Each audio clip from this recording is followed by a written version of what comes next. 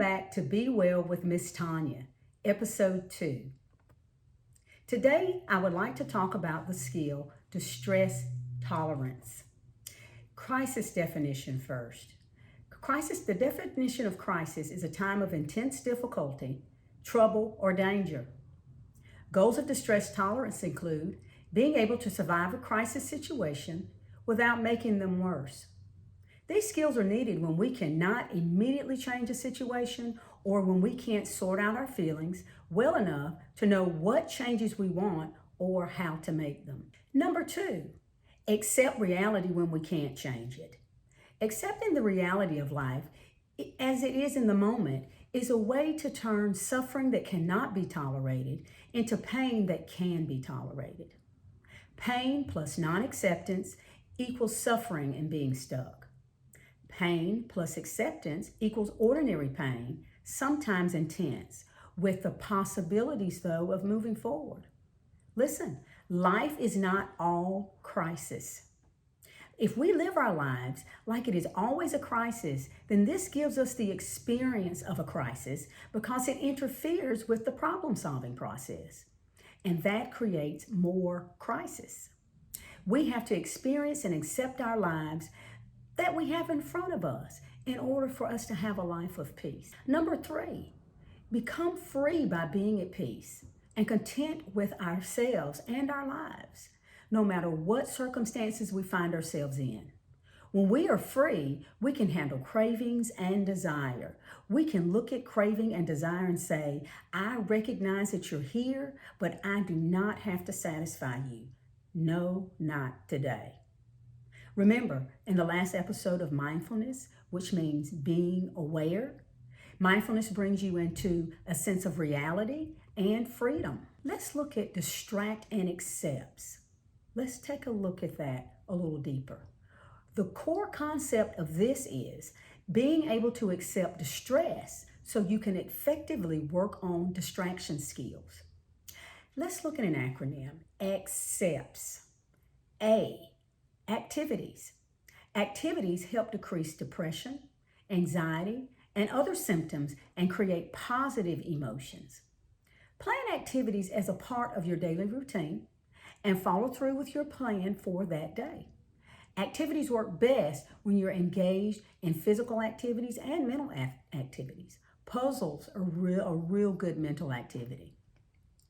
Sometimes we have difficulties with activities because we are low in energy. We don't feel like getting up to perform the activity, but you got to push through and continue with the activity.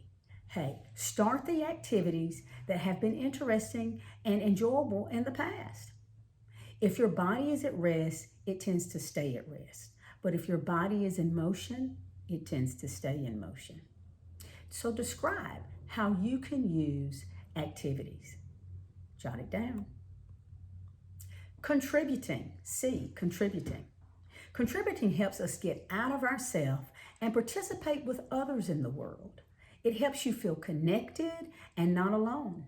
Participate in thoughtful and random acts of kindness. Help others and be a part of a team effort. Participate.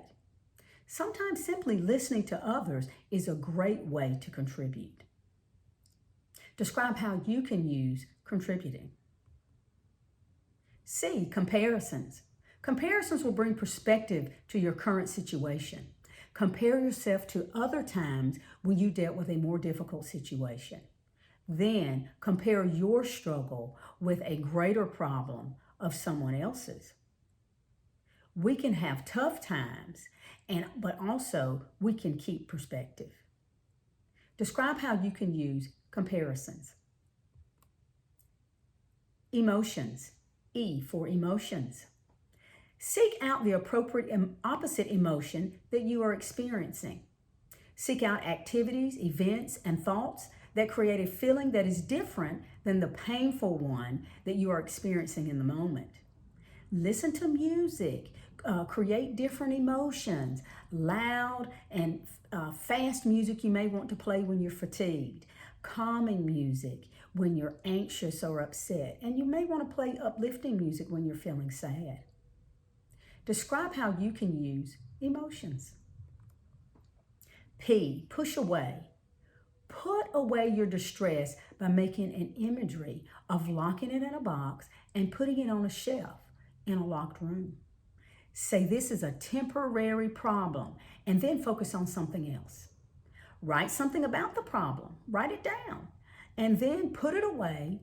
Find it when you're ready. Remember, this is a short-term strategy. Describe how you can use push away. T for thoughts. Mindfully focus on distracting thoughts. Read a magazine, read a book, complete puzzles. Use the old classic counting to 100 when you're angry. Think about something else. Counting helps us cool down. Bring your thoughts into some of the skills that I previously mentioned. Describe how you can use thoughts. S for sensations. This is a skill used to stimulate the senses. Take a walk, exercising, running, weightlifting. Take a hot bath or a cold bath. Splash your face with some cold water. Engage your senses with loud music, bold colors, or strong taste and smells. These approaches work really well in a harm reduction approach. You can use ice cubes or something frozen when you're in distress because the physical pain distracts you from the emotional pain. Now, describe how you can use sensations. Distress tolerance. Distress tolerance is the skill for today. The key to distress tolerance is that we practice the skills except when we use or when we are not in distress. So don't wait until you get in distress and then try to use the skills. Practice them now before you get in distress. Remember, activities, contributing, comparisons, emotions, push away, thoughts, and sensations. Find balance leads to coping behaviors that are healthy without invalidating your emotions. Thank you for listening, and remember to be well.